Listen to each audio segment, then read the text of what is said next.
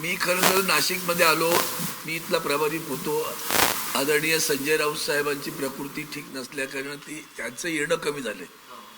त्यामुळे म्हटलंय माझे सगळे जुने स्नेही आहेत आणि विद्यमान नाशिकमधली परिस्थिती राजकीय सामाजिक तिचं अधपतन इतक्या टोकाचं झालेलं आहे की जीव तळमळतो. आणि जो व्यभिचार भारतीय जनता पार्टीने सुरू केलाय त्याला आता भ्रष्टाचार म्हणणं पण नाही जमणार नाही, तर तो व्यभिचार आहे.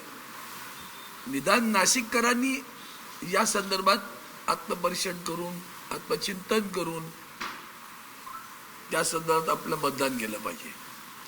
आमचं नाशिक कसं होतं, त्याला आध्यात्मिक अधिष्ठान आहे. आमच्या नाशिकला सांस्कृतिक अधिष्ठान आहे. आमच्या नाशिकला सामाजिक अधिष्ठान आहे. ती सगळी अधिष्ठानं ढळमळीत करून टाकली यांनी. म्हणजे आध्यात्मिक अधिष्ठान म्हटलं तर कुंभमेळा घेऊन तिकडं तपोवनातील वृक्षांवर लाकूड तोडण्यासाठी कुऱ्हाड मारायला तयार झाले लोक. काल साहित्य संमेलनात सुद्धा साहित्य संमेलनाच्या मावळत्या अध्यक्षा सन्माननीय आदरणीय तारा भावळकरांनी सुद्धा याचा पुन्हा उल्लेख केला. त्याची दात शरम काय असेल तर शिल्लक असेल तर मला माहिती नाही. आणि वर आणखी सांगणार आम्ही दुसरीकडे झाडं लावतो, पुन्हा 10 वर्षांनी पुन्हा तोडणार का ती. हा जो काही अतिशय संस्कृतीहीन वागणूक आहे तिचा जितका धिक्कार करावा नाशिककरांनी. मग आम्ही आमच्या सभेत एक स्पष्ट बोललं, एक कुणीतरी असं कोणाचंच नाव नको, कुठला पक्ष नको, काही नको, नाशिककर. आम्ही नाशिककरांनी असं लिहिलं पाहिजे की तुम्ही निर्लज्ज असाल, तुम्ही विकाऊ असाल, आम्ही नाही, नाशिककर. हे असं लिहिण्याची गरज आहे. इतकी वाईट परिस्थिती नाशिकमध्ये आहे. काल परवा तिकीट वाटवांचं पाहिल्यानंतर कुठे नेऊन ठेवलाय महाराष्ट्र विचारायची आता दुर्बुद्धी त्यांना अक्कल आली तर बरं होईल. बघा तुम्ही कुठे नेऊन ठेवलात तो. म्हणजे काल बोलायचं सलीम गुत्ता, आज बोलायचं काय डॉबरमॅन काय का मांजर. म्हणजे तुमच्याकडे आल्यानंतर लॉन्ड्री सगळीची जी शुद्ध होण्याचं जे प्रकरण आहे हा व्यभिचार आहे, वैचारिक व्यभिचार. इतका व्यभिचार कधी झाला नाही. जातीपातीत भांडणं लावणं. आणि नाशिक मला आश्चर्य वाटतंय इतका वांजूट आहे का हो. 15 आमदार नाशिकला असताना नाशिकला पालक मिळत नाही आणि कुंभमेळ्याला बालक पण मिळत नाही. सगळं आयात करावं लागतं दुसऱ्या जिल्ह्यातून. यातून समजलं पाहिजे नाशिककरांनी की तुमची ह्या सरकारकडे काय किंमत आहे, की काय तुमच्याबद्दलचा आदर आहे. एकही माणूस कुठल्याही पक्षाचा असू दे लायक नाही का जिल्ह्यामध्ये आहे ना. तो कुंभमेळा बाजूला आहे. कालपासून तो काल परवाकडे गुंडमेळा झाला. त्या गुंडमेळ्यामध्ये माणसं येत आहेत, आयात निर्यात. खरं तर आदरणीय स्वर्गीय माजी पंतप्रधान राजीव गांधी यांनी हा जो कायदा आणला होता आर्टिकल 3 पक्षांतर बंदी कायदा, तो या अशाच आयाराम गैराममुळे आणला होता. आणि त्या आयाराम गैरामच्या वरची असं होऊ नये म्हणून 2/3 सांगितलं होतं. पण त्या 2/3 लोकांना सुद्धा स्वतःचं अस्तित्व राहणार नाही असं कायद्यात तरतूद आहे. त्यांना कुठल्या तरी पक्षात समाविष्ट व्हावं लागेल. झालं का हो. देशाच्या संविधानाची धज्जा उडत आहेत. न्यायव्यवस्था बरबटलेली आहे. विश्वास न्यायव्यवस्थेत राहिला नाही. काल परवाकडे भारतीय जनता पार्टीचा माजी आमदार जो बलात्कारात सापडला त्याला जामीन दिला हायकोर्टाने. सुप्रीम कोर्टात जाऊन तो स्थगित मिळवली. उत्तराखंडमध्ये अंकिताच्या आत्महत्येवरून आकांत तिथं झालेलं आहे. आता अख्खं उत्तराखंड रस्त्यावर आहे. आणि म्हणून या भाजपपासून पहिली नाशिककरांची सुटका होणं अतिशय महत्वाचं आहे. ते डबल इंजिन काय नाही, लुटारू इंजिन. यहाँ भी लूट लिया वहाँ भी लूट लिया, आता इधर बाकी है उसको लुटना है. आणि कुंभमेळा ही लुटायसाठीच आहे ना, बाकी काही नाही, करायसाठी काही नसतं. म्हणून तुम्ही या संदर्भात मी आमच्या कार्यकर्त्यांना सांगितलं, संकट ही संधी असतात. या संधी म्हणजे अशा पद्धतीने आलेली आहेत. आणि आदरणीय उद्धवजींचं वाक्य आहे खूप सुंदर, तुम्ही खचून जाऊ नका. आपली बांधिलकी नाशिककरांशी आहे. आपली बांधिलकी नाशिकच्या जनतेशी आहे. नाशिकच्या जनतेला सुविधा देण्याशी आहे. आणि योगायोग इतका सुंदर आहे की आदरणीय उद्धवजी आणि राजसाहेब एकत्र आलेले आहेत. त्याच राजसाहेबांनी गोदा पार्क किंवा आणखी इथं जे टाटांच्या सहकार्याने इतकं सुंदर उद्यान बनवलं हे विसरता नाही येणार ना. म्हणजे काम करण्याचं एक विजन आहे डोळ्यासमोर, ते घेऊन आम्ही आज आलेलो आहोत. आणि म्हणून येत्या 9 तारखेला आदरणीय उद्धव साहेब, आदरणीय राजसाहेब हेही नाशिकला येणार आहेत आणि त्यांची जाहीर सभा कान्हेरे, अनंत कान्हेरे मैदानावर होईल. त्या ऐतिहासिक सभेनंतर प्रचंड मोठं परिवर्तन झाल्याशिवाय राहणार नाही असा माझा विश्वास आहे.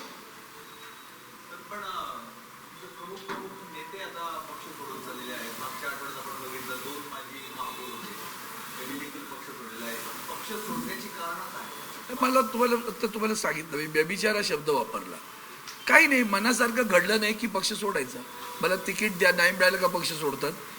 तिकीट नाही मिळालं तर तिकडे जायचं, तिकडे तिकीट मिळतं म्हणून देवयानी रडते, तिकडे तिकीट मिळतं म्हणून सीमा पार भांडणं होतात. ही सगळं जे काय आहे ना, काल आलाडी या बाकीचे सतरंजा उतरत राहायचं. आणि दुसरी गोष्ट प्रलोभनं, धाकधप्पट. ठाण्यामध्ये विक्रांत घाग हा शिवसेनेचा अधिकृत उमेदवार, त्याला एबी फॉर्म दिलाय. त्याचा फॉर्म आता हे बिनविरोध हा जो काही नवीन नाटक सुरू आहे ना, त्याची खूप गंभीर दखल घेण्याची गरज आहे. खूप गंभीर दखल घेण्याची आहे. लढायचंच नाही आणि धाकधप्पटशा दाखवून किंवा प्रलोभनं देऊन माघार घ्यायला लावायची आणि बिनविरोध निवडून आणायचं. मी काल परवाकडे मुंबईतलं प्रभाग क्रमांक 206 मधील एक उदाहरण दिलं. दस्तूर खुद्द राज्याच्या विधानसभेचे अध्यक्ष स्वतःच्या भावाला बिनविरोध करण्यासाठी तिथं असलेला एका उमेदवाराचा फॉर्म त्यांनी घेऊ दिला नाही आणि एक शिल्लक होता अपक्ष, त्याला धमक्या, पळून गेला. 3 दिवस तो आणि त्याची पत्नी गायब. त्याच्या घरावर गुंड जाऊन बसत होती. काय ते इलेक्शन कमिशन, गुलाम कमिशन काय करतं? एवढं ढळढळीत सांगितल्यानंतर सुद्धा कारवाई होत नाही. आणि कारवाई कधी करणार? निकाल लागल्यानंतर. ते आम्ही पाहिलं आमच्या बाबतीत काय निकाल लागल्यानंतर काय झालं ते. म्हणजे त्या परिषद 10चा संविधानातील परिषद 10चा उल्लंघन झाल्यानंतर सुद्धा त्या 2.5 वर्षात नाही ना न्याय दिला. आता अकॅडमिक असेल तो, त्यांनी सत्ता उपभोगली, मजा मारली. हे देशाच्या पुन्हा सांगतो संविधानावर हल्ला करणारं काम आहे. आणि जात पात, आता ते काय बलात्कारी, हे सगळे यांचे जेवढे राम रहीम सोडलेत ना, नाव राम, काम रावण. तो रावण बिचारा, रावणावर पण आरोप केल्यासारखं होईल. रावण खरंच शुद्ध चारित्र्याचा होता, त्यांनी सीतेना पळवलं इथपर्यंत ठीक आहे, पण त्यांनी सीतेची गैरव्यवहार नाही केला होता, हे विसरू नका. शंकराचे भक्त होते रावण सुद्धा, पण त्या प्रवृत्तीच्या विरुद्ध प्रभू राम लढले. हे प्रभू रामाचं नाव घेतात आणि रावणाचा कारभार करतात. हे सगळं घाणेरडं प्रकरण सुरू आहे. त्यातून महाराष्ट्राला सोडवण्याची गरज आहे. आत्ता या महापालिकांच्या निवडणुकीमध्ये 66 आणि 2 68 एकूण 70 उमेदवार बिनविरोध. महाराष्ट्राच्या इतिहासात नाही घडलं. अहो, विश्वगुरू नाही ना बिनविरोध आला. विश्वगुरूच्या विरोधात उभे राहिले उमेदवार. पहिल्या 2 राऊंडमध्ये मागे होते ते. हे जे काय नाही समजलं पाहिजे आपल्याला. आणि म्हणून नाशिकला वाचवणं हे नाशिककरांचं काम आहे. ते वाचवण्यासाठी कडवट भूमिका घेणं अतिशय महत्त्वाचं काम आहे. ते घेऊन प्रामाणिक समर्पित भावनेने काम करणाऱ्या उमेदवारांना, ज्या शिवसेना, मनसे आणि राष्ट्रवादी, शरद पवार यांच्या गटाचे उमेदवार आहेत, सोबत काँग्रेसही आमच्या वाटतं इथे, त्या सगळ्यांना निवडून देण्याचं काम तुम्ही करा. आम्ही कटिबद्ध आहोत आणि पूर्वी आम्ही दाखवून दिले, आताही दाखवून देऊ. कोविड विसरता येईल का हो? ज्या कोविडमध्ये उद्धवजींनी फेसबुकवर आल्याबरोबर लोक चॅनलला दडकून यायचे आणि त्या लोकांनी उद्धवजींना कुटुंब प्रमुख म्हटलं का, कुटुंबासारखा महाराष्ट्र सांभाळला, लोकांचे जीव सांभाळले. तिकडे उत्तर प्रदेशमध्ये गंगा प्रेतानी दुथडी भरून वाहत होती. गुजरातमध्ये त्या प्रेता ॲम्ब्युलन्स बंद पडत होती रस्त्यावर. किती जाळी याचा आकडा नाही. कशाला कालच्या कुंभमेळ्यात किती लोक गायब आहेत त्याचा आकडा आजपर्यंत दिलेला नाही अजूनही. हे सगळं जे सुरू आहे ते असे जे वांगचूला का अटक केली जरा विचारून घ्या एकदा. संजय भटना का जामीन? त्या बलात्काराला जामीन, संजय भटला जामीन नाही. कळतंय का? म्हणून देशाच्या महापालिकेची निवडणूक जरी असली तरी ही गोष्ट आपल्याला खूप गंभीरतेने घ्यावी लागेल की कुठं नेऊन ठेवलंय महाराष्ट्रच नाही तर कुठं चाललंय राष्ट्र, अशी परिस्थिती आपली सध्या. नाशिकसाठी वचननामा काय असेल? परवा आता वचननामा देवेंद्र फडणवीसांनी त्याच्यावरती टीका केली की वाचून त्यांनी टीका केली त्याच्यावर, आणि नाशिकसाठी कुठला वचननामा? आम्ही यापूर्वी करून दाखवलं म्हटलं, आणि आताही आम्ही करून जे केलंय तेच सांगितलंय. पण तुम्हाला आश्चर्य वाटेल, त्या वचननाम्यामधला एक किस्सा तर फार मोठा आहे. म्हणजे वंदनीय शिवसेना प्रमुखांचा पुतळा आम्ही उभारला. तो कोणी उभारला? एक तर मुळात लक्षात ठेवा, कलावंतांचं घर आहे, ती जागा उद्धवजींनी निवडली. पुतळ्याचं संबंध आर्ट जे केलं ते संबंध उद्धवजींनी करून घेतलं. उद्धवजी मुख्यमंत्री असताना त्याचं उद्घाटन झालं, मग यांनी केला. पुन्हा दुसरी गोष्ट, कोस्टल रोड हे स्वप्न कोणाचं? ते त्यांनी जाहीरपणे सांगितलं होतं ना, मला कोस्टल रोड करायचं आहे. त्यातलं सगळ्यात महत्त्वाचं आहे, मुंबईचा विषय आहे म्हणून सांगतो तुम्हाला. त्या कोस्टल रोडला काल परवाकडे मी ऐकलं, त्यावेळेला आम्ही गेला. त्यांना मी विचारलं, ते भूमिपूजनाला तुम्ही कुठे जवळपास दिसताय का बघा तुमच्यातलं म्हणून. नाही ना, त्याच्यात मी पण आहे भूमिपूजन, माझ्या दक्षिण मुंबईत त्या आहे.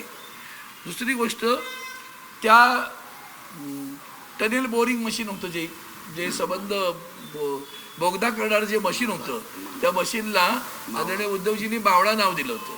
हे तुम्ही दिलं? मग तुमचा काय संबंध आहे हो मावळ्यांशी? तुमचा गद्दारांशी संबंध, मावळ्यांशी काय संबंध असतो? नितेश राणे यांचं म्हणणं असं आहे की उद्धव ठाकरे हे स्वार्थी माणूस आहेत आणि स्वार्थाशिवाय ते कधीच कोणासोबत जात नाही. तुमचे नॉन बायोलॉजिकल निस्वार्थी विश्वगुरु आहेत, त्यांना जरा विचारून घ्या स्वार्थी कोण आहे ते.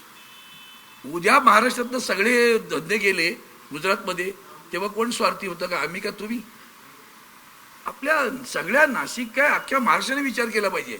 सारे उद्योग गुजरातमध्ये नेले तुम्ही, आम्ही स्वार्थी होतो का तुम्ही? का निरेत उद्योग का आमच्या तरुणांना बेरोजगार ठेवलात तुम्ही?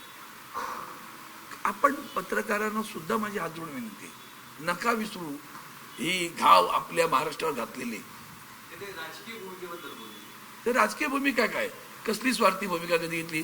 उलट विचार करा, ज्या माणसाला गद्दारी करून पाठीसुरा खुपसून ही मंडळी जेव्हा पळाली, ती पण 2/3 नव्हती, हे पहिलं लक्षात घ्या. ती पळाल्यानंतर खुर्चीला चिकटून नाही बसले. कायद्याने खूप काही उलट्या सुलट्या पालट्या मारता आल्या असत्या, नाही येऊ द्या आपण सभागृहात बोलू, हे करू, ते नाही केलं. माझ्याबरोबर तुम्ही नाहीत ना, वर्षाहून पाय उतार झाले. उभा महाराष्ट्र रडलाय बरं, उद्धवजी पाय उतार झाले तेव्हा. स्वार्थी माणसं खुर्चीला चिटकून बसतात हो, खुर्ची सोडणारी माणसं स्वार्थी नसतात. आंबेडकरनं उमेदवारी आणि फॉर्म वाटप झाला, त्याच्यानंतर प्रदेश अध्यक्ष रवींद्र चव्हाणांनी सुद्धा त्याची गंभीर दखल घेतली आणि पक्ष घेतला. आणि त्यांचा पण विरोध की कार्यालयामध्ये फॉर्म वाटप केले जातात, फॉर्म हाऊसवरती नाही. या सगळ्या याच्यामध्ये तुम्ही आयात असलेली व्यक्ती असू शकते की कोण असू शकते? मला वाटतं त्या सगळ्या प्रकरणात मी नाही आहे, दत्ता गायकवाड इथले प्रमुख आहेत, त्यांनी या सगळं वाटप बिटप केलं त्याचं मला कल्पना नाही.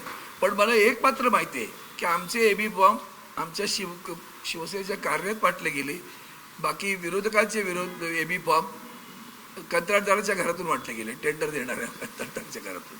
हा फरक आहे. नाशिक एकेकाळी मनसेने शिवसेनेचा वाद केला होता, आता काय वाटतंय दोन्ही बंधू एकत्र आलेले आहेत, हां, कितपत परिणाम बघायला मिळेल, काय चित्र असू शकतं नाशिक? मी तुम्हाला एक साधं उदाहरण देतो. जेव्हा महाराष्ट्रामध्ये विधानसभेत पराभव झाला आमचा, त्यांचा जो सो कॉल्ड विजय झाला, खरा खोटा ईश्वराला ठाऊक, पण त्या विजयानंतर महाराष्ट्रात विजयोत्सव साजरा झाला नाही. ना मिरवणुका निघाल्या, ना मिठाई वाटली गेली, ना ढोल वाजवले गेले. पण ज्या दिवशी उद्धवसाहेब राजसाहेब एकत्र आले आणि परवा अधिकृतपणा युती जाहीर केली, त्या उभ्या महाराष्ट्रात ढोल वाजले, पेढे वाटले गेले, आनंद व्यक्त केला गेला. उभ्या महाराष्ट्राला प्रचंड आनंद या प्रकारे झालेला आहे आणि त्याचा निश्चितच राजकीय लाभापोटी केलेला नाही आहे. राजकीय लाभ तर होईल तर होईल, परवाच नाही करायची, पण हे येणं महाराष्ट्राच्या हितासाठी येणं, त्यातलं वाक्य राजसाहेबांचं खूप चांगलं आहे. महाराष्ट्राच्या हितापेक्षा माझा राग लोभ मोठा नाही किंवा माझा मान अपमान अहंकार मोठा नाही, हे वाक्य फार महत्वाचं आहे. ते म्हटल्याचं ताबडतोब उद्धवजींनी दिलेला प्रतिसादही तितकाच मोठा आहे. या कारणाने ऐकलं, त्या कारणाने सोडून नाही दिलं. महाराष्ट्र हितासाठी मी पण सगळ्या बाजूला सरतो आणि एकत्र येतो, हे म्हणणं महाराष्ट्राच्या हितासाठी आहे आणि तीच गोष्ट नाशिकच्या हितासाठी व्हायला हवी. आपण एकत्र तर आलेलो आहोत, पण जागा वाटपामध्ये अनेक ठिकाणी मैत्रीपूर्ण लढत करावी लागते महाविकास आघाडीमध्ये. ना आमची कुठे मैत्रीपूर्ण लढत नाही आहे. मग लढतो, आपली मैत्रीपूर्ण लढत आहे. दोन तीन ठिकाणी, पण आमचं अंडरस्टँड म्हणजे त्यांना सांगितलं की त्या ठिकाणी आम्ही त्यांना सपोर्ट केलेला आहे, त्या 2 ठिकाणी त्यांनी आम्हाला सपोर्ट केला. मुळात राष्ट्रवादी काँग्रेसच नाराज आहे तुमच्यावर. तुम्ही बैठकांमध्ये सोबत होतात आणि ऐन ज्यावेळेस तिकीट वाटपाची वेळ आली त्यावेळेस तुम्ही दादागिरी केली आणि त्यांच्याकडनं जागा पटकवून घेतले. आणि असं नाही, युतीच्या वेळेस नाही ते. त्यांना काँग्रेसला 15 जागा, राष्ट्रवादीला 14 जागा. उलट राष्ट्रवादीने काही ठिकाणी ज्या जागा मिळाल्या नाही तिथं AB फॉर्म टाकले. मग नंतर ते मीटिंग सोडून निघून गेलेले. त्यानंतरही आमची परत एकदा चर्चा झाली. आता अनेक ठिकाणी ते आमच्यासोबत बरोबर आहे. अनेक प्रभागांमध्ये आमची मशालांनी त्यांची तुतरी वाजवणारा माणूस सोबत आहे ना. आता महत्वाचं माझ्या दृष्टीने एकच आहे, नाशिकचं हित. महानगरपालिका विचार करता नाशिकचं हित अत्यंत महत्वाचं आहे. कुंभमेळ्याच्या पार्श्वभूमीवर जो गदारोळ किंवा भ्रष्टाचार होऊ शकतो आणि करणारे दिग्गज नेते आहेत ते खुश, त्याच्यावर ते बाहेर आहेत ना. Electoral bond, PM care fund, हे सगळं त्यांची बुद्धी अशी बरोबर चालत असते. जटेमध्ये पण पैसे ठेवतील कोणाचे तरी, भरोसा नाही त्यांचा. ते असे लोक आहेत. म्हणून ते सावध राहायचं असेल तर निदान त्या हत्तीवरचा अंकुश म्हणून नाशिक महानगरपालिका शिवसेना मनसेच्या युतीकडे आली पाहिजे. पण का पण आली पाहिजे, आपल्याकडे आली पाहिजे, बरोबर का आली पाहिजे? आपलं विजन मी बोललो ना, भ्रष्टाचार रोखण्यासाठी आली पाहिजे. ऐकलं काय तुम्ही? की नाहीतर अनेक कार्य शेवटी जरी निधी आला तो निधी कुठून काम करणार? महापालिकेच्या माध्यमातून काम केलं जाईल, ते जिल्हा परिषदेच्या माध्यमातून किंवा जिल्हाधिकाऱ्यांच्या माध्यमातून. शेवटी असे काय पैसे देत नाही कोणाला. ते करणारी अधिकारी कोण असावेत, न्यायाधीश कोण असावेत, मंत्री कोण असावा. बोललो ना नाशिक वांजोट आहे का म्हणून, विसरलात का तुम्ही? 15 आमदारामध्ये मंत्र्यांमधला एक मंत्री नाशिकला पालक म्हणून मिळू शकत नाही. आणि नाशिकच्या कुंभमेळ्याला, गुंडमेळ्याला एक वेगळाच पालक मिळतो, तोही तिकडे नाशिकमध्ये मिळत नाही. हे तुम्ही विचार केला, तुम्हाला जामनेरमधनं इम्पोर्ट करावा लागला. नाशिककरांना दुःख नाही वाटत? तुमच्याबद्दलचा हा अवमान नाही वाटत? तुमचा हा अवमान आहे नाशिककरांचा. कुंभमेळा माझ्या नाशिकमध्ये होतोय, नाशिकच्याच माणसांनी त्याचं नेतृत्व करायला पाहिजे. चला, धन्यवाद. संतोष धोरेंनी आज भाजपमध्ये प्रवेश केला. हा, संतोष धोरेंनी आज भाजपमध्ये प्रवेश केला. यावेळी त्यांनी टीका कोणी? केली. संतोष धुरी मनसेचा तो. करू दे ना बाबा. आता मी काय बोललो? गेला बाजार आहे, गेला बाजार म्हणून तर बोललो. हा एकट्या सगळ्या लक्षात घ्या, ही देशात संस्कृती आणली कोणी? म्हणून तर मी बोललो ना, नुसतं महाराष्ट्र नाही, राष्ट्राचं वाटोळं चाललंय. तुम्ही देशाचे पंतप्रधान देशाच्या संसदेत आरोप करतात. 75,000 करोड का घोटाला हुआ, कोण बोललं? देशाचे पंतप्रधान बोलतायत. त्यांना दुसऱ्याशी बाजूला बसवता, मंत्रिमंडळात घेता, क्लीन चिट देता, अर्थमंत्री करता. तुम्ही काय करताय? भ्रष्टाचार की व्यभिचार? आदर्श घोटाला हुआ, शहीदों के विधवाओं के लिए रखे हुए मकान बेचकर खाए इन्होंने. अशोक चव्हाण नाम लिया. पंतप्रधान संसदेत बोलले. त्या संसदेतला आपण नेहमी म्हणतो, तुमचं बोलणं रेकॉर्डवर आलं का? रेकॉर्डवर आलं ना. तुम्ही रेकॉर्डवर ज्यांच्यावर आरोप केले ते सगळे तुमच्यावर असतात. ऐन निवडणुकीत राम रहीम बाहेर येतो, कळतं का आपल्याला? त्याला व्यभिचारच म्हणतात. पण तो भारतीय जनता पार्टी करते, एवढं लक्षात ठेवा. धन्यवाद. शेवटचा आपल्याला विश्वास किती आहे? 122 जागा आहे. 122 जागांपैकी किती जागा आपल्याला मिळू शकतात महाविकास आघाडीला? बहुमतापर्यंत आपण जाऊ शकतो? 100% मला असं वाटतंय की लोकांना याचा वीट आलाय. म्हणजे त्या तुमच्या तपोवनापासून, तिकीट वाटपापासून आमदार रडले आहेत. बरं, आमची भगिनी रडली आहे तिकडे. हां, ती रडली का तर ते विचारून घ्या. मला प्रश्न विचार, त्यांना विचारा तुम्ही सीमा का थांबवलं, सीमा अडवलीत का, ते पण त्यांना विचारून घ्या. म्हणजे कळेल ना. हे सगळं खूपच वाईट वाईट सांगतो तुम्हाला. बघा, मी इथं प्रभारी असताना ते साने देशपांडे, बंडू जोशी, बंडू जोशी, ही 4-5 माणसं, सावजी, ही सगळी माणसं आम्ही चर्चा करून करतो आणि गोडी गुलाबी संसार चालला होता आमचा. कधी वाईट नव्हतं, आम्ही एकमेकांना चिंतलं. आताची माणसं जरा बघा कशी आहे, त्याच्यावर समजून घ्या.